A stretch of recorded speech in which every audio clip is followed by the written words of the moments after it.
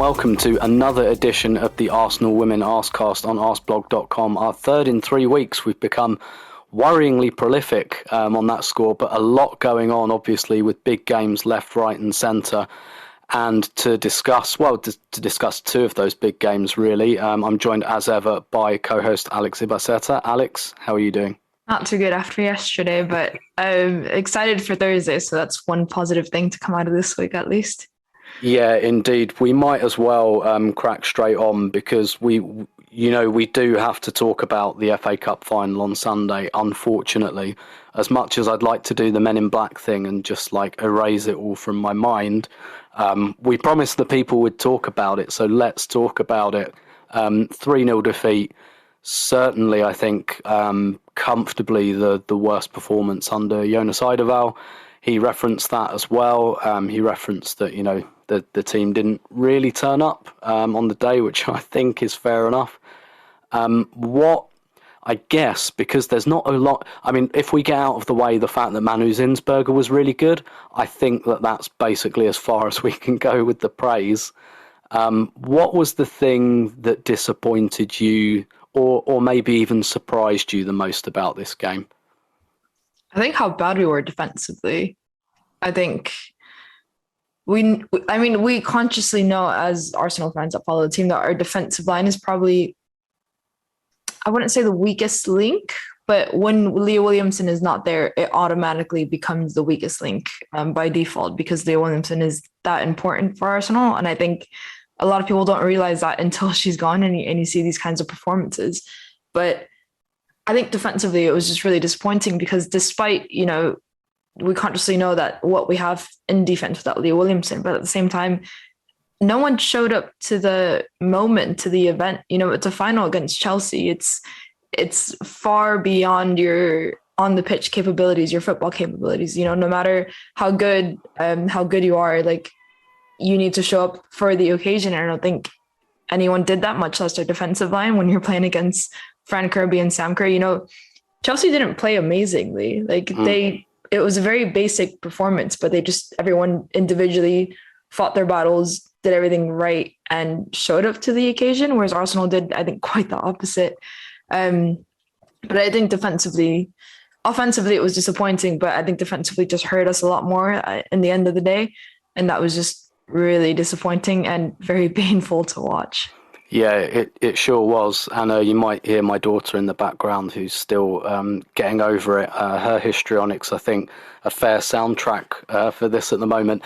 Yeah, I agree. And it's one of those things as well. I watched the game back to do the analysis piece. And usually when I watch a defeat or an inferior performance back, I feel better about it the second time.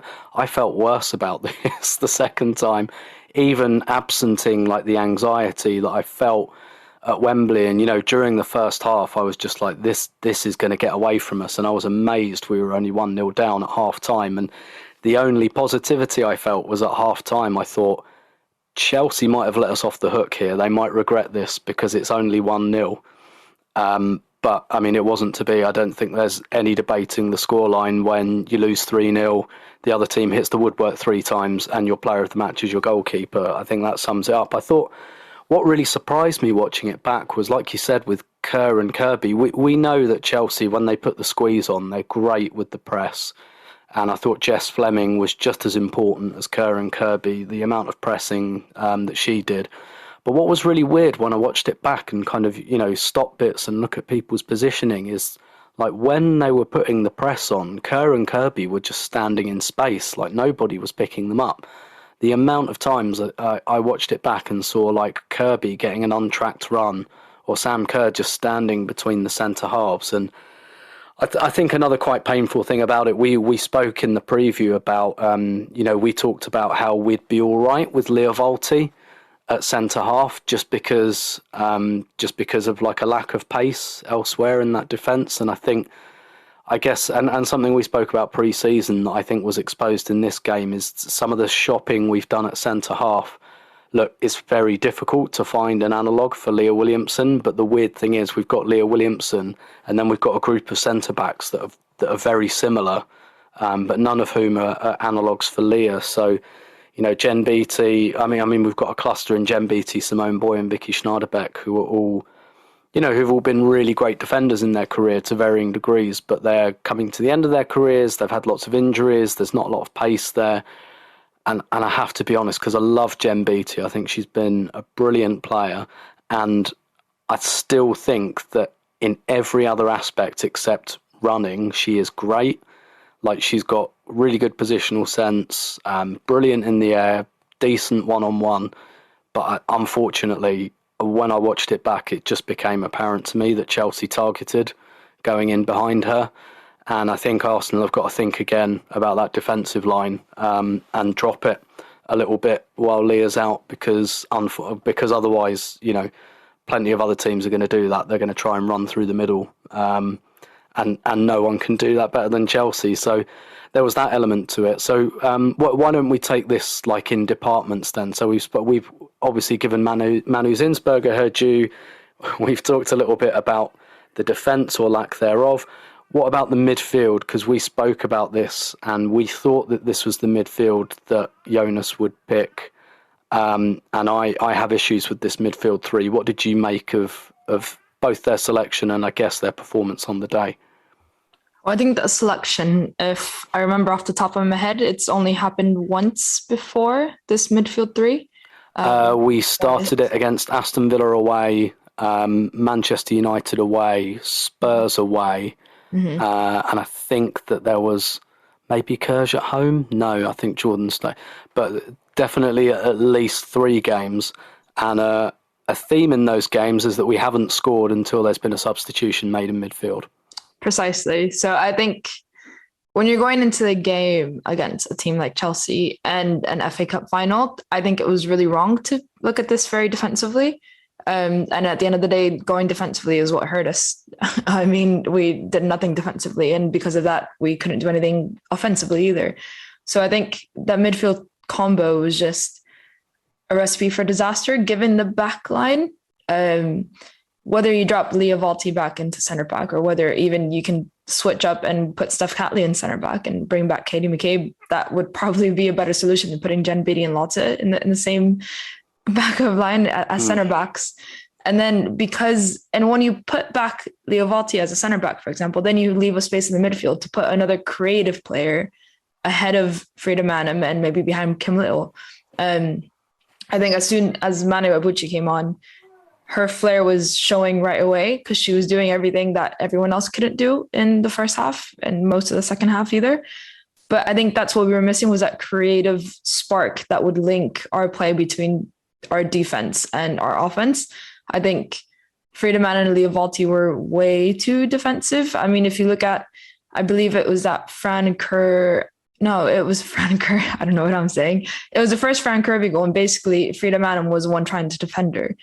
And that made no sense. That there's no reason why Frida Manum is the one chasing her run into the penalty box as a last-ditch defender, basically. And that just made no sense to me. And the ball progressing was terrible. It was absolutely terrible. If we counted all the times that Lotte, Manu Zinsberger, and Jen Beattie touched the ball out of the 3 of them, I think it would probably be the most out of both teams combined.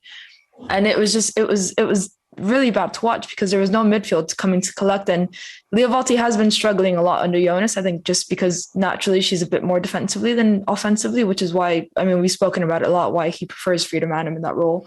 But I think with the 2 of them together, it clashes too much. And I think that's simply because the style of football, but also what Jonas is expecting from both of them, because Frida Manum has been put into that role and has been expected to play a bit more defensively than she has been. So when you pair that with Leah Valti, who's very defensively, I think they just get in the way of each other and they kind of contradict one another. And then you take that away and you have Kim Little isolated. I mean, she's a great player, but there's only so much she can do alone. And she is one of the players that's coming at the end of the career, and that's not going to be as active as a Manu Abuchi or Jordan Nobbs, for example. So I just thought that midfield 3 it was really bad when you put them. I'm not saying like players individually are bad, but just those 3 individual, like put together, just don't really help anyone. And then individual performances, I think It didn't help that Frida Manham didn't have a good game because she has been our savior for a lot of matches. And I don't know if maybe it was nervousness, but like all her first touches were bad. And that's really rare to say when you look at Frida Manham play. Her first touches were bad. Her distribution was barely visible. Leah Valti as well. I think Leah lost. I think Leah actually performed slightly better than Frida Manham defensively, but her distribution was cut off quite a lot, and that hurt us a lot. And Kim Little, again, yeah, she was just very isolated, and there's only so much that she can do on her own. And I think Chelsea closed the gaps on our wingers quite nicely. And so once Kim Little got the ball, I don't think she had any options, and it just domino effect down the line. It just went really, really bad. Yeah. I think there was just a lack of variety in the ball progression plan. There were lots of fairly aimless long balls to Miedema, and that's not her game. And without Leah Williamson, I don't think that kind of long ball game is nearly as effective. And that midfield, I mean, to put it into context, I think in the WSL, this is Kim Little's expected assists this season, 0.7 across all of her WSL appearances, and she's got more minutes than anyone else. So we're looking at not quite an assist yet, nearly halfway through the season in terms of expected assists, which, I mean, to me, I've said before, I just don't think Kim Little's a final third player anymore. I prefer her as a number 6. I actually prefer her deeper, where I think her ability to protect the ball and her press resistance is really, really useful. I think she's just become a bit ponderous in the final third, to be honest. I think there's too many touches. There's too many. Sometimes it frustrates me because she's so good at getting away from players. And you think, oh, brilliant, she's away. And then she goes back and tries to beat them again, or passes the ball backwards, and I just don't see her as a final third player anymore. Which is not to say she's a bad player. I just think you can't have Kim Little as the most advanced of three midfielders. I kind of agree that really he's got to choose between Frida Manham and Leah Valti. I'd feel more comfortable with those two as a double pivot if you've got Jordan ahead of them, because Jordan is a final third player, and I think. If there's, we talked about things we can learn from Barcelona, who we'll come on to in a minute, when we were soundly beaten by them. If there's something I think we can learn from Chelsea in this game, particularly as Arsenal tried to develop their own counter-pressing game, it's the impact of moving the ball quickly. One touch, two touch. All three of Chelsea's goals, they scored within 4 touches of a turnover. It's devastating. That's the whole point in forcing turnovers. You get teams when they're disorganised, but that only works if you move the ball quickly. And for me, when Arsenal don't have Jordan Nobbs or Mana Iwabuchi, the ball doesn't move quickly enough, and we become a bit predictable. And we saw that against Villa. Iwabuchi had to come on at half-time. Saw it against Tottenham. Iwabuchi and Jordan had to come on before a goal was scored. Against Man United, albeit it was an injury, Kim came off for Jordan and Arsenal scored twice. I'll be very interested to see whether any of Jonas's thinking has changed about that midfield three. And in fact, I'm going to ask him on Wednesday in the pre-Barcelona press conference.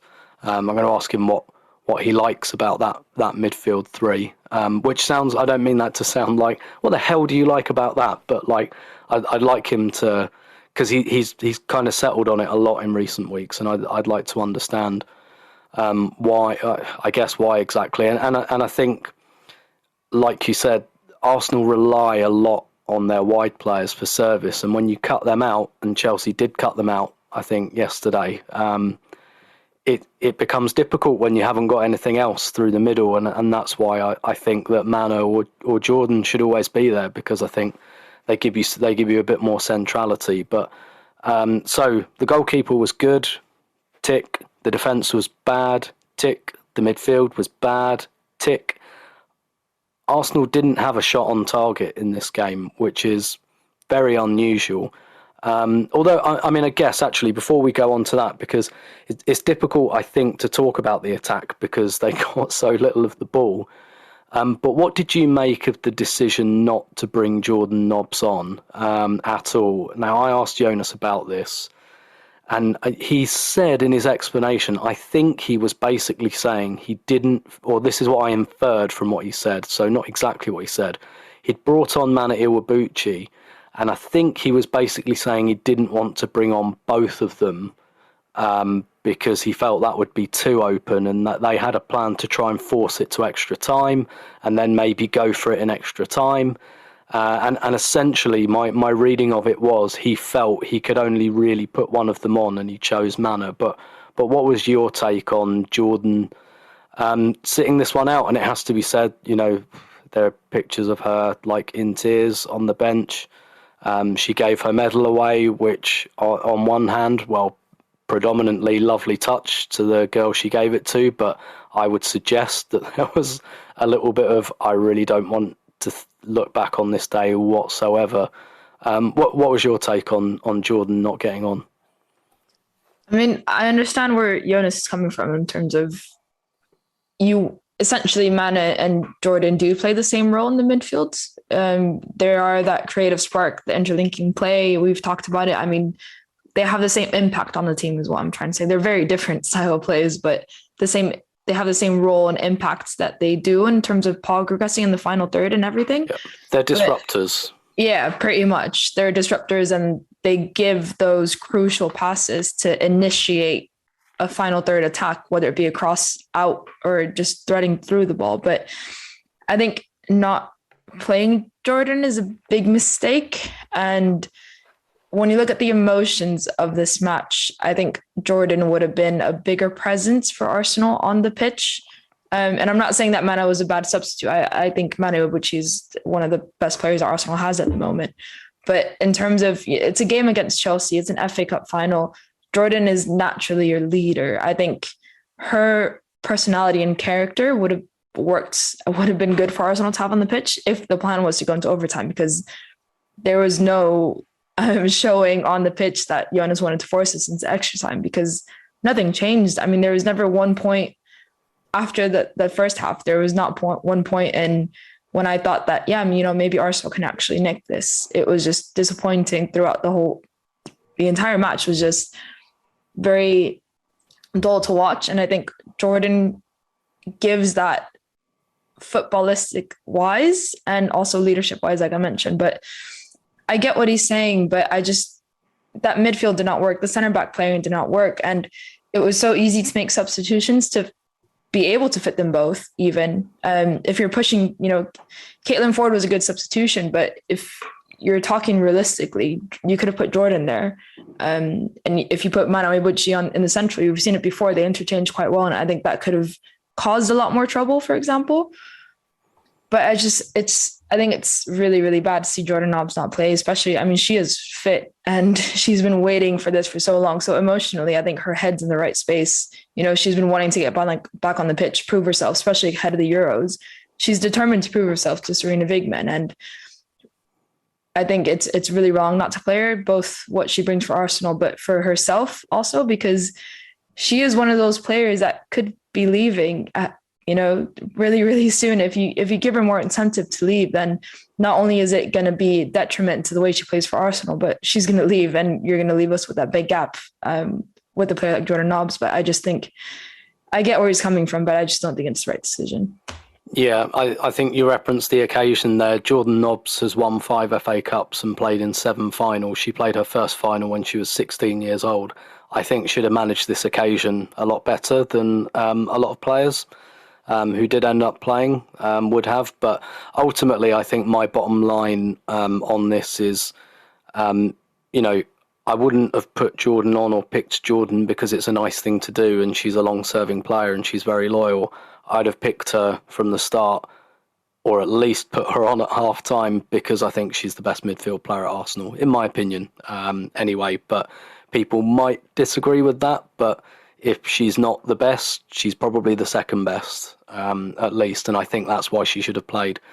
And because she just, like we said, she just gives us something that I don't think we had throughout the team, and I think what happened as well was the midfield got cut off quite a lot from the midfield was an island, basically. It wasn't really close enough to the defence to help them out, and it wasn't close enough to the attack to help them out. The distances were all wrong all day, and I think a lot of the reason that we were kept out so easily and we were a bit predictable is just because the only player we really had dropping in between the lines was Miedema, which is, she's great when she does that, but it needs a run in behind. When she does, she needs someone to bomb in behind.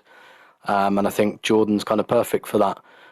Or if she's got Mane or Bucci to combine with. But that, that substitution, in a sense, unfortunate because it was lined up at 1-0. But Chelsea got the second just before it happened. So maybe Mane would have had a bit more influence had it stayed 1-0. But I really think that's a change. Either one of them should have been made at half time anyway.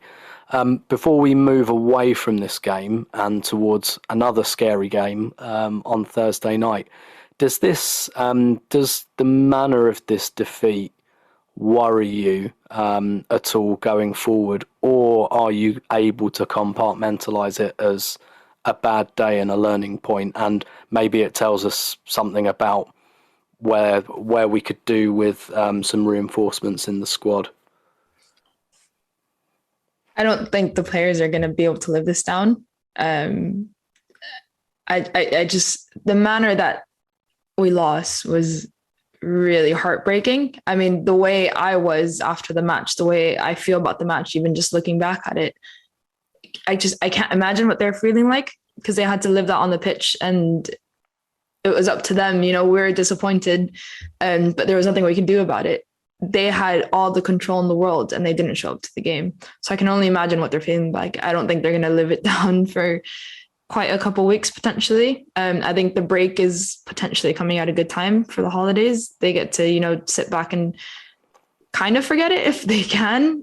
Just a bit of distraction, I think, will do them good. But the way they lost this game was disappointing for so many reasons. Not only that, but coming it from a fan perspective, this game was a big occasion. There was a decent amount of tickets sold. Coming into this game, there was a lot of kids coming this was a lot of people's first football match. And I brought someone to the match that was her first football match. Luckily, she doesn't know much about football, so she didn't understand the badness of everything. But it was an occasion. It was, 1.5 million viewers on BBC, on BBC One. They saw the worst version of Arsenal that I've seen. It's been a long time since I've been this disappointed in the way that Arsenal play. We've lost a lot of games, but it's never been this bad. It's been a lot of games that you kind of take the defeat. And even if we lost yesterday, if we would have put up a fight, if it would have been, extra time or a 2-1 defeat with, that Sam Kerr goal being the winning goal, that I could have accepted that. But the way that we played and the manner that we just did not show up at all, I have so much respect for all these players, but none of them showed up to the occasion. And it was just really disappointing to see. And everything just went wrong. The positioning, the passes out, everyone's touches. And that's to say that Chelsea individually, I think everyone showed up, especially Sophie Ingo. I think she was really big in cutting off a lot of Arsenal's attacking play. But again, Chelsea didn't do anything amazing. They did everything right. They did everything that they do every single week. It was, the formation might have been a surprise, but at the same time, it really wasn't. The same players played. The formation was pretty much exactly as everyone guessed. It was just Arsenal not showing up, and it was just really painful to watch because I can't even explain it, because you don't know what's going on with the players. You have no idea. And I don't think this was a good moment for them to kind of get this defeat. And I don't know. I don't think they're going to blame each other, but at the end of the day, it was their own defeat. And it was, it wasn't like they can go back into the dressing room and be like, we gave it our all and we lost. It was, we lost, period. So, and we're going to get into it, but coming up against this week, you lost the FA Cup final. You're going up against Barcelona, which, if I'm being very blunt, there's no chance Arsenal are going to win that. So when you have these two big defeats in the same week, that is really heart-wrenching. Now, we're lucky that we're playing Leicester City on Sunday, but that's not an easy game either. I think we'll do fine at the end, but Leicester City do put on a really good defensive game, and it's going to be really interesting to see how Arsenal kind of go through that. But just this week, for the confidence, and I think the way that Jonas wants to play, you need a lot of confidence to be able to play like that. And if the players' heads are down and if our confidence levels do go down, it's going to be really bad. And if we don't get a good win, and if the players aren't able to get their heads up, it's going to be really bad going forward. So it's just I'm just not really excited to see what happens like in the next couple of weeks, but we'll see. Yeah, I think we can see with Man City, right? Like, confidence goes quickly, and I agree. I think Barcelona's the last thing we need right now.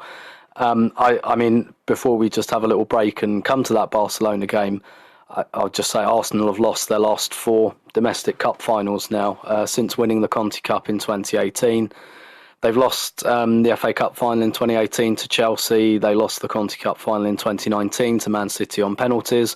They lost the 2020 Conti Cup final to Chelsea, and now they've lost this one. And they'll get to another one soon enough, because that's how English football and Arsenal works. But you've got to start to wonder what's going to happen in that next final, particularly if, as is probably very likely, it will be against one of Manchester City or Chelsea. But we'll take a small break, and then after that we'll talk a little bit about a small team called Barcelona, who Arsenal play at Emirates Stadium on Thursday night.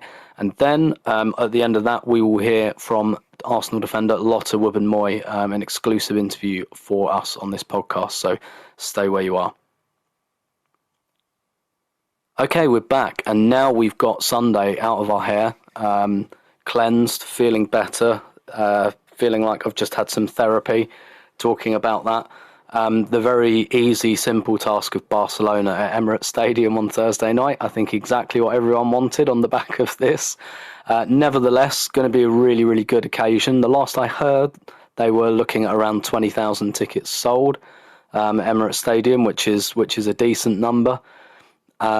And Alex, we won't rehash too much over the kind of team Barcelona are, because we did that back in September before we played them first time, so people can dig that podcast out of the archives. But I think we saw live and in Technicolor what Barcelona are about when we played them a couple of months ago. What's been the situation with Barcelona since we played them in October? I presume they've lost every single game and they're in the relegation zone. Yeah, they've actually got a minus 54 goal difference now. Yeah, it's been same old really for Barcelona. I think it's a lot of players. There's been a couple of injuries that have kind of hurt Barcelona quite a bit, but at the same, it's not really hurting them. It's just they don't have that player as an option, and they have to pick someone else. But for example, Bruna Vilamala, she's a really, really good up and coming player. She tore her ACL.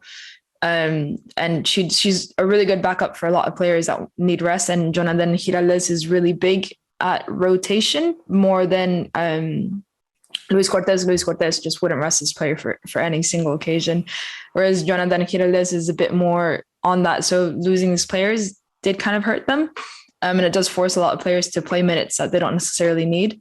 But look, it's the same old, and it's actually gotten worse, because I think now Frino Rodolfo has really gotten to the rhythm of playing with Barcelona, and that's really dangerous when you know the kind of player that she is. Obviously, with Leila Wahabi, Rodolfo was playing at left back, but now Wahabi is back in that position, and you have a few injuries up top. So now Rodolfo is strictly playing up top, and she's scored, if I'm right off the top of my head, she scored 4 goals in the league already, 1 in the Champions League, has a few assists, and she's getting into the rhythm of playing with these players. You know, she's settling into the Barcelona tiki-taka style play really well, and she's confident right now. When you look at the way she's playing with Sweeting, even she's really, really confident. And you have Mariona back, which she was a doubt for this game a couple of weeks ago. She's back. Lieke Martens has been out for a couple of weeks. She's back. So I mean, I'm sorry that there's not much better to say for Arsenal, but it's the same old Barcelona. And I think what's going to be really interesting about everything is that Barcelona do have an opportunity to kind of rest players and kind of take their foot off the pedal for this game, because even if they don't play their best starting 11, I think they could still play Arsenal quite decently, especially after Sunday. And you see all the things that we've exploited on that. But I think the way that the WSL gets talked up, and especially you saw it in that final against Chelsea, I don't think Barcelona have anything else in their mind than to beat, anyone from the English league, because there is so much hype about them, and the Spanish league is put under the radar quite a lot. So I think, I don't know if I'm not saying that it's like the first thing they do, but I think unconsciously in the back of their head, they want to beat the best. And if everyone says that the WSL is the best, they want to beat all the WSL teams if they can. And I think that's the mentality that we have to expect from Barcelona on Thursday, unfortunately. And what about just a couple more things on this? You referenced Fridolina Rolfo, who signed from Wolfsburg this summer, getting into the swing of things. They also signed Ingrid Engen from Wolfsburg this summer, a player that pretty much every big club in Europe was interested in, Arsenal included.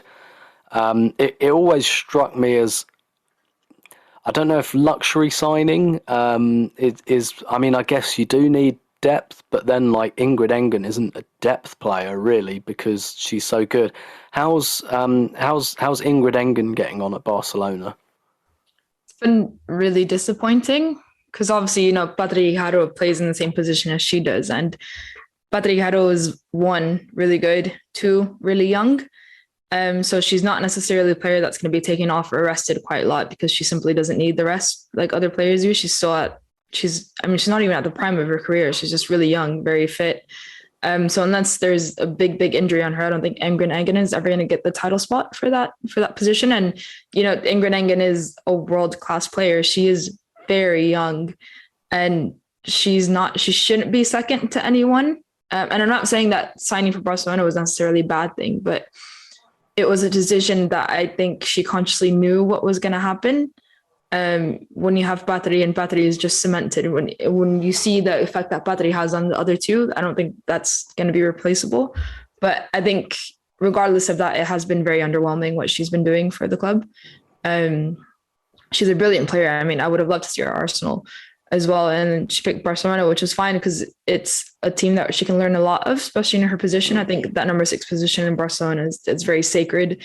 And I think she'll learn a lot, but she hasn't played a lot. And I don't know if that's down to simply Patri just being irreplaceable for Giraldez, or it's for other reasons, but we've not seen her at all, get on the pitch and impress a lot. The few times that she has played, it's been a bit underwhelming.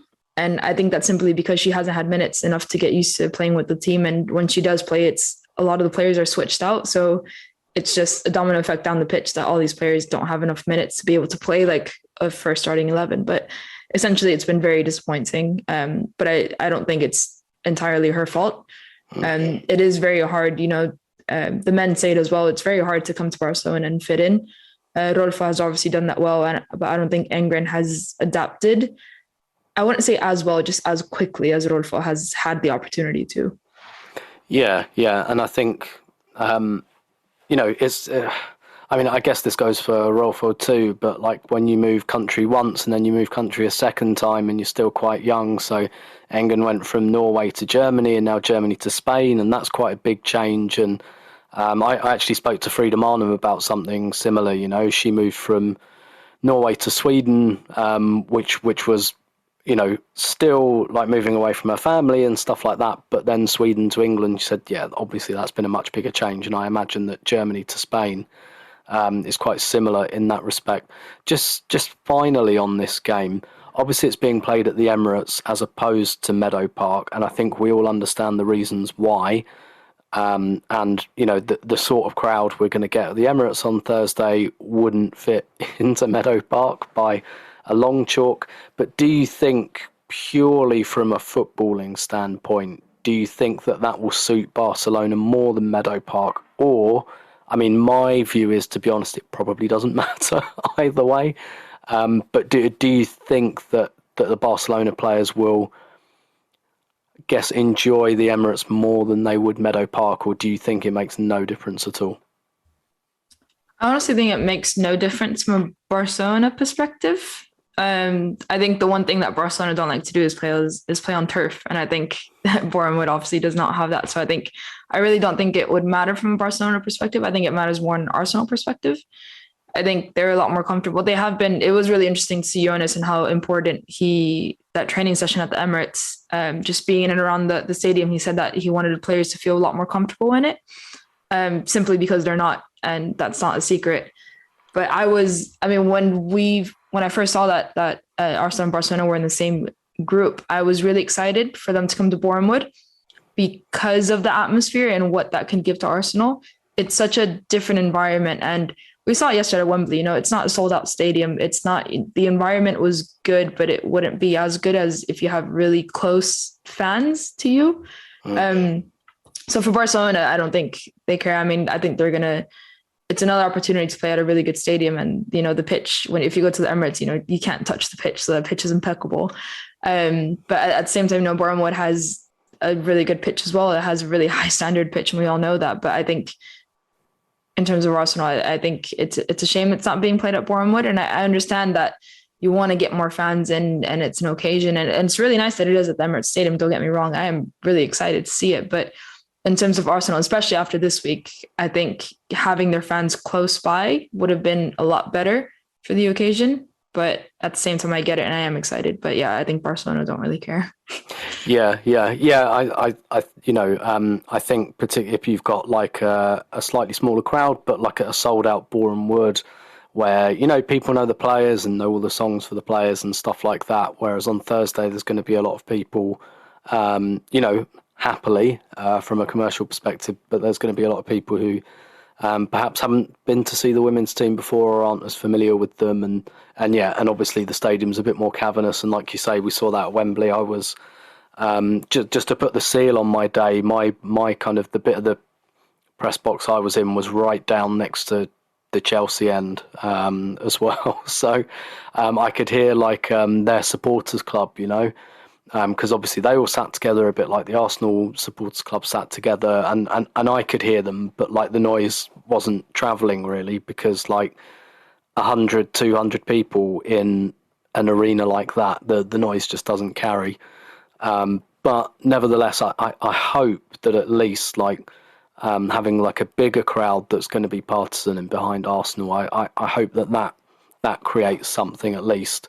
But I thought that was really interesting what Jonas said actually at the open day. I don't know if you noticed this, but when we were inside in the media room, I could hear that they were piping noise into the stadium. So you could hear they were piping in the "We're by far the greatest team the world has ever seen" chant, like over and over for about 20 minutes. And Jonas said that part of the thinking behind that is obviously the players are used to being able to shout and hear one another quite easily at Meadow Park and pretty much every other ground they play at. But, his reasoning was at both Wembley and the Emirates, that's probably not going to be possible. It's probably not going to be possible for Katie McCabe and Steph Catley to yell at each other from 40, 50 yards away. So he wanted to prepare them to kind of cope with that communication wise, and that's going to be because communication amongst players is going to be really important, because Arsenal aren't going to have an awful lot of the ball, but I think it'll be really interesting to see whether or what they learned from that first game against Barca, because a lot of the players have said that they feel like they learned from it, but the key kind of takeaway for them was that they needed to be better on the ball when they have it, and unfortunately, I didn't see much evidence of that at Wembley on Sunday, and I think if we play anything like that, I mean, if Chelsea can beat us 3-0, Barca could go quite a few more, I think.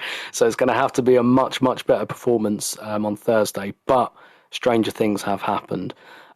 We'll pass over to my interview with Lotte Wubben-Moy in a minute, but Alex, thanks as ever for your insight. Yeah, thanks for making me relive Sunday. Therapy. That's going to be the title of this podcast. Venting Therapy. Session. And so now we're going to hear from Lotte Wubben-Moy, who I spoke to. This interview about 3 weeks ago at Emirates Stadium. Really grateful to Arsenal, who invited a few of us down when Arsenal were doing the kind of publicity shots, which you've probably seen by now, of Jordan and Beth and Anna Patton and Lotte at the Emirates. And I had a chat. Obviously, I had a chat with Jordan that day as well, and that interview's up on the site. It's my pinned tweet as well, if you haven't read it yet. but also spoke to Lotte Wubben-Moy, and obviously huge game for Lotte, being a Stoke Newington girl, lifelong Arsenal fan, came through the academy. So for her to play at Emirates Stadium, and it's pretty certain she's going to start as well, obviously really, really special, and really grateful to Lotte for her time as well. So here's me speaking to Lotte Wubben-Moy at Emirates Stadium. 'Twas the season of cheer and joy filled the town, except for Scrooge with his perma-frown. The gift of a Peloton bike touched his soul without doubt. Let's go, Peloton. When your workout's a joy, it's a joy to work out. You make the magic happen, babes. Let's go. Get the original Peloton bike for £1,350. Internet connection and Peloton all-access membership at £39 per month required. Every tackle, every through ball, every shot, and every goal. Powered by Hypermotion technology, FIFA 22 plays, looks, and sounds better than ever. FIFA 22 on PlayStation 5. Powered by football.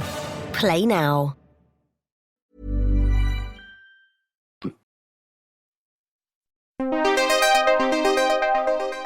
Lotte, my first question, I've spoken to Anna a couple of times this year, so I want to ask you a few similar questions that I asked Anna. But when you broke into the team, obviously under Pedro, and just before you went to the US, and that all happened, I mean, I know you'd made your debut before that, but playing all of those games in the spring series, that I remember that being quite surprising at the time. If you'd known that was going to happen, would that have had any impact on your decision to go to the US, which I take it you'd already made at that point? I actually thought long and hard about my decision to go to the States. I think probably up until the day that I actually left. One, because this is my childhood club, but two, because when you make such a big decision with such big implications, I often think it's natural that you feel so tentative to actually go through with it, just because if it's not such a big decision, then you don't have that feeling. And I actually think those feelings were the ones that said you need to make this decision and you need to follow it through, because it's in those moments that the biggest change happens. And I didn't know it at that time, but I genuinely think that decision that I made was what has made me the person I am today, and no regrets whatsoever. So yeah, I did think about it a lot, because I was starting at my childhood club, but the way football is, really, it's so fluid and anything can happen, that you just have to live in that moment and follow through on your decisions. And one of the things I asked Anna as well was whether it was always in her mind to come back to Arsenal. Now, I know you trained here and things like that, and she said, I mean, yeah, obviously I didn't think I will definitely come back to Arsenal, but if the opportunity's there, I probably will. But she said in that answer, unprompted, she said that she wasn't actually sure that you would, because she said that she thought you really took to life in the US quite a lot. So she kind of said, actually, there was a part of me that doubted whether Lotte would, or whether she would stay in the US. Does that sound like a fair assessment? If I look back at that time, and I look at the options that I had, if I was going to come back to England, it was only ever going to be Arsenal. The thought of ever coming back to England and it not being where I actually genuinely wanted to be, that really made me think, okay, if I am going to come back to England, it is going to be Arsenal.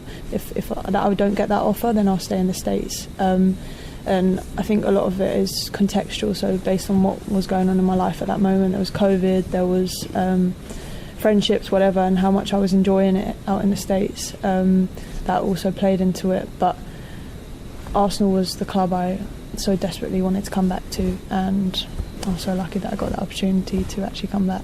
Yeah, sure. And I read something about at school that you were a really good all-round athlete, that netball, athletics, things like that.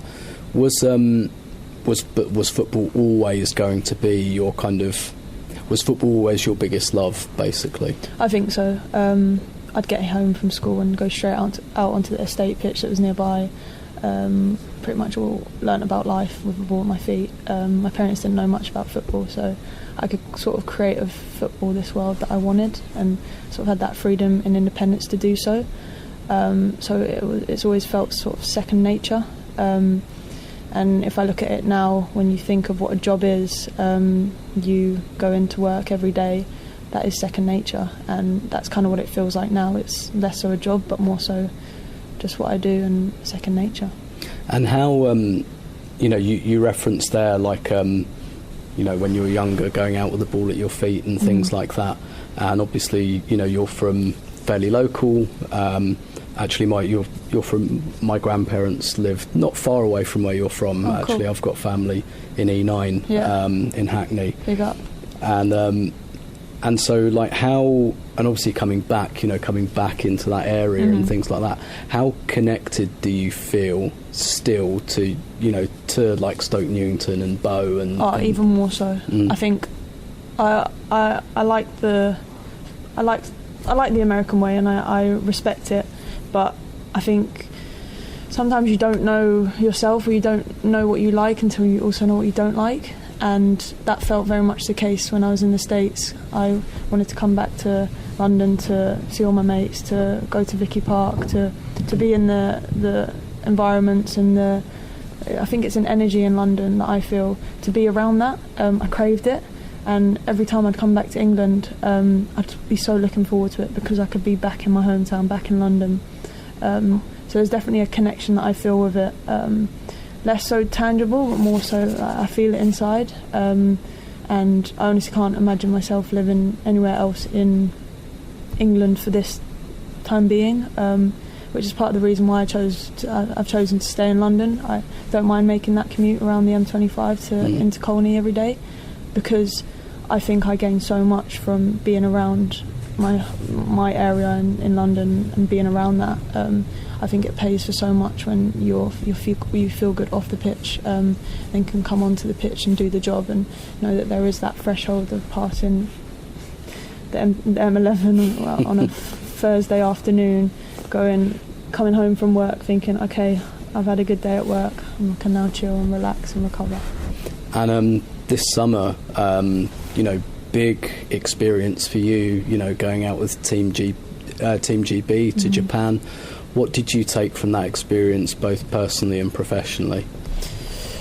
Live in the moment. I think it's so easy to look ahead to victories, to losses, to what's next, but in reality, if you're not enjoying that moment, if you're not getting everything you can from that moment, I don't think you'll ever be satisfied. I wouldn't say I left the Olympics unsatisfied, but I also didn't leave satisfied.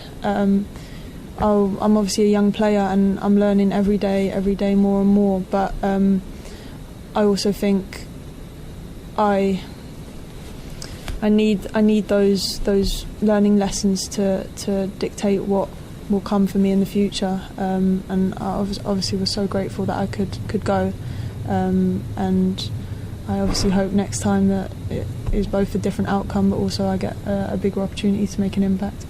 And just before the Olympics, like, you finished last season really strongly as well, particularly in the spring. And actually, I think last week Jonas was referring to he was asked about what was different, and he said actually a lot of the platform of what I'm doing now was laid in the spring, and particularly I think off the back of that Manchester United game back in March. And you were, because of injuries as well, you were playing all of the time at that point. Is that, I guess, is that like that both that period and that goal and that game against Manchester United, is that like the high point of your career so far? I think so, and I'm tentative to say that, because I think the high points aren't necessarily what is on the surface, but it's also like something deeper than that, and it is the lessons I learned maybe the 2 weeks after that Manchester United goal, when things aren't so in the lights and whatnot, and it's not written about. That's when you learn the most, I think. So maybe that is a high for the facade and for the achievement of it, but I think my biggest highs in football have been when I've learnt the most, when I've experienced some of the best memories that I can share with other people, and I think as a whole, the high of my career right now is playing for Arsenal, and it's continuous. So a high, yeah, it can last for a moment, but my high right now is this, and I'm living it, and couldn't be happier. And this season as well, there's a lot of competition at centre back. Obviously, Jen's come back to fitness. Simone Boy-Sorensen's come in. Vicky's back to fitness. All quite experienced players, and Leah, of course, younger but still vastly experienced. What kind of do you take from training with those players as well as competing with those players every day? What do I take? I think we're all very different players, and we're all at very different stages of our careers. I think what I take from the group of them is that you're only as good as your last performance, and you're only as good as your last session, if you want to use that phrase as well. Because at one point someone could be doing better than you, and another point you could be doing better than someone else, but it's less so about that competition, it's more so about you yourself and how you're getting better from every last performance. And if you can use that as a metric to push yourself on more, I think it becomes less malicious and more so you empowering others to push them on, but them also empowering you to push you on. And I think that's very indicative of what this team is about. We're together, and we want to empower each other to push the other one on further, because you know that at the end of the day that's going to help the team get better.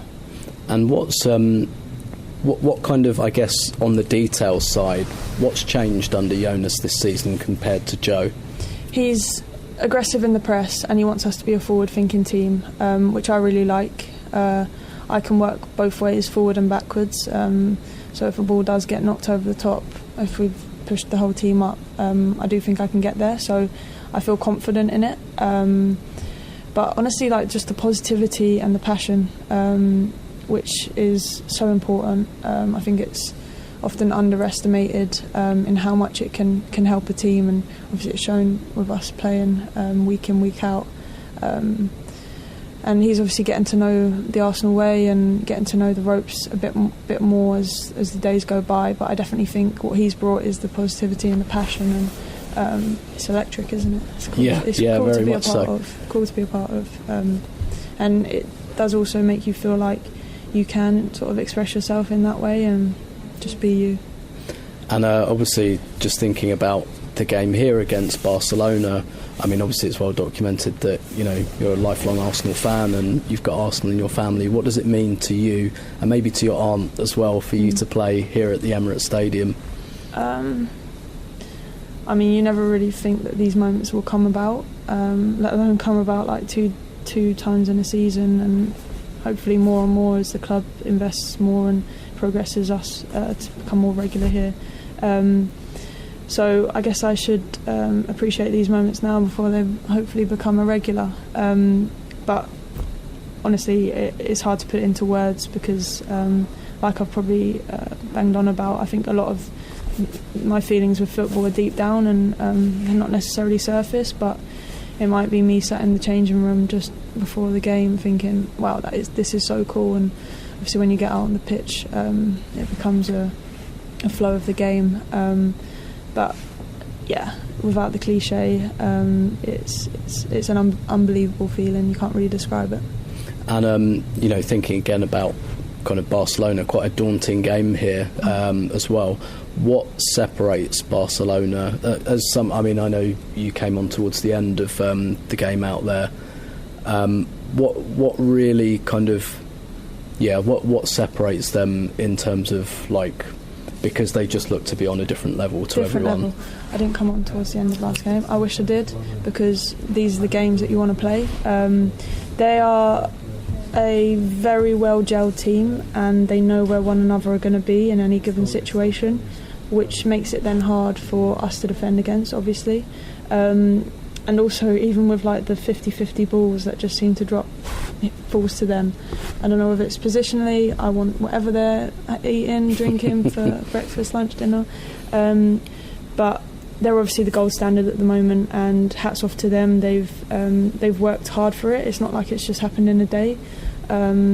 If you look off the back of the last 2 sort of 3 years, they've had their tough times, and it's obviously culminated into this now. And I think if you're looking at that as a journey, and you maybe look at us, I think within the next 2-3 years we can be in a similar situation with the amount of talent we have, and also the amount of learning that we can have. So yeah, I think without giving too much respect, or without bigging them up too much, I give respect to them, but I also am excited for the way we can come out and play against them, because I believe in growth, and it's obviously a nice chunk between the first time we played them and the second time, and obviously I'd love to be able to play and give it our all. And a final one from me. For some reason, we have a big Dutch audience that reads the site.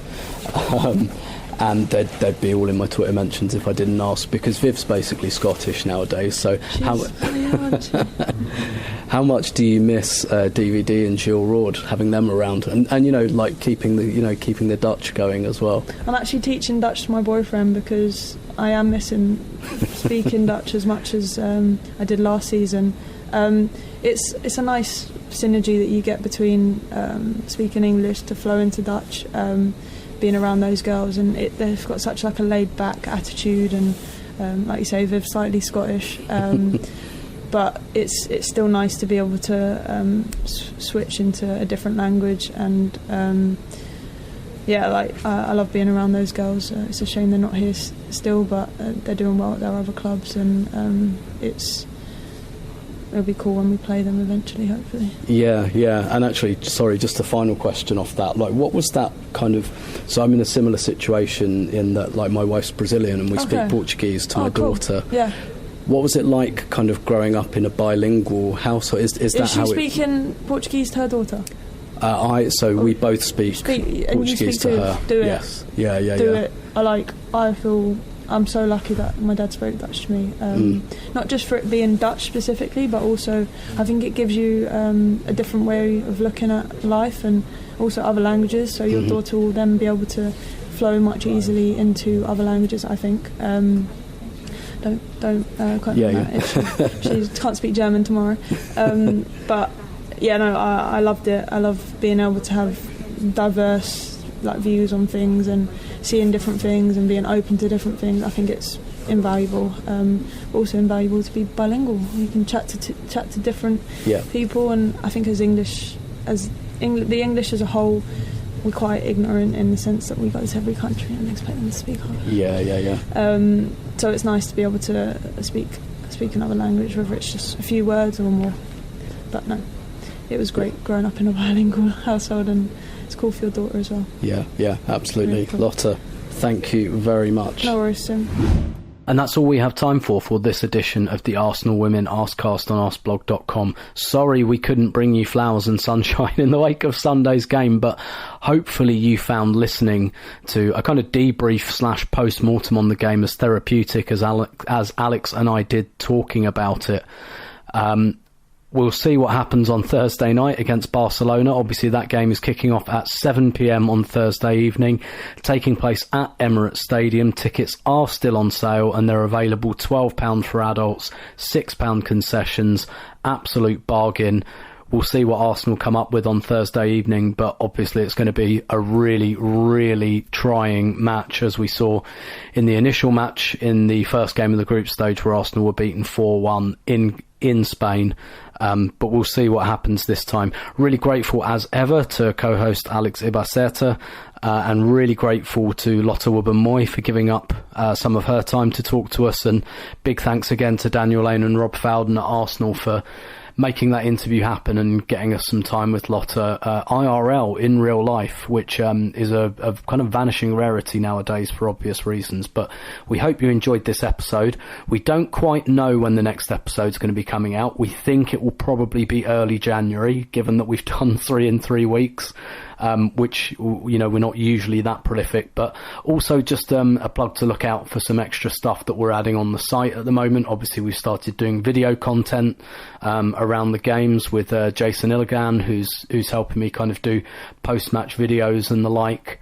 And we're looking to continue doing that. One of the things we're going to do on the site as well is we're going to start posting the starting lineups in a post on Arseblog News, with the hope that if people want to chat about the game, there'll be the comments section there for them. I'll dip in and out of the comments section as well during the game, so we'll have a bit of a match day thread for you on Arseblog News over on the site. But until then, huge thanks to everyone for continuing to engage with our Arsenal Women content. We're really proud of it, and we're really happy with how it's going. And big thanks to a lot of the people who helped to make it happen, like Alex, like Pippa, like Mead and Mustaf, like Kunjan as well with the photos, like Jason with the video. There's a little team of us there assembled now, and we're all really passionate about Arsenal Women, and we hope that comes through in the content. But until then, we probably won't speak to you until January, so if it is your custom to celebrate the festive season, a very happy festive season to you. I'm going to be spending it in sunnier climes in Brazil, which I'm really, really, really looking forward to. And I hope you have a safe, happy and peaceful one wherever you are. Until next time, goodbye.